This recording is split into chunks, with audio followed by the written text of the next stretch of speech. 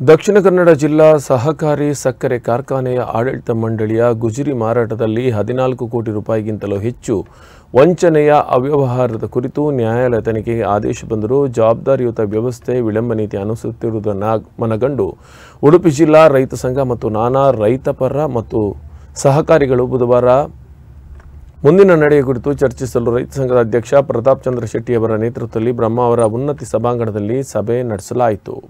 ಸಭೆಯಲ್ಲಿ ಹಾಜರಿದ್ದ ಬಹುತೇಕ ಮಂದಿ ರಾಜ್ಯ ಮಟ್ಟದಲ್ಲಿ ನಡೆದ ಬಹುದೊಡ್ಡ ಹಗಲು ದರೋಡೆ ಮತ್ತು ಹಗರಣ ಇದಾದರೂ ಕರಾವಳಿ ಜಿಲ್ಲೆಯ ಜನರು ಇದನ್ನು ತೀರಾ ಗಂಭೀರವಾಗಿ ಪರಿಗಣಿಸಿ ಫೆಬ್ರವರಿ 22ರಿಂದ ಸಕ್ಕರೆ ಕಾರ್ಖಾನೆ ಬಳಿ ಅನಿರ್ದಿಷ್ಟಾವಧಿ ಮುಷ್ಕರವನ್ನು ಮಾಡುವ ನಿರ್ಧಾರವನ್ನು ಸಭೆಯಲ್ಲಿ ಕೈಗೊಳ್ಳಲಾಯಿತು. ಸಂಘಟನೆಯ ಪ್ರಮುಖರಾದ ಸುರೇಶ್ ಕಿಣಿ, ಸದಾನಂದ ಶೆಟ್ಟಿ ಕೆದೂರು, ಶರತ್ ಶೆಟ್ಟಿ ಬಾಳಿಕೆರೆ, ಭುಜಂಗ್ ಶೆಟ್ಟಿ ಬ್ರಹ್ಮಾವರ ಸೇರಿದಂತೆ ಅನೇಕರು ಉಪಸ್ಥಿತರಿದ್ದರು.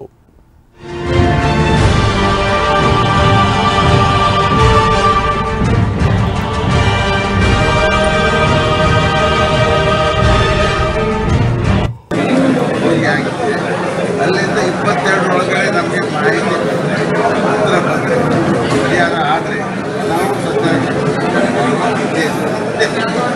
ಆದರೆ 2.5 ವರ್ಷ ಆದರೂ ಸಹ ಈ ತನಕ ಈ ಪರಿಸ್ಥಿತಿ ಬಂದು ನಿಮ್ಮ ಮಾಧ್ಯಮದವರ ಕೆಲಸವನ್ನು ನಾವು ಮಾಡ್ತಾ ಇದ್ದೀವಿ.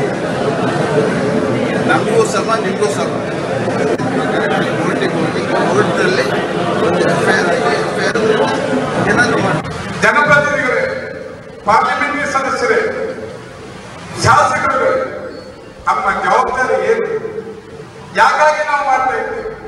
ಇದು ರಾಜಕೀಯ ಅಲ್ಲ, ಇದು ಮತಕ್ಕಾಗಿ ಅಲ್ಲ, ಸಾರ್ವಜನಿಕರ ಕೊಳ್ಳೆ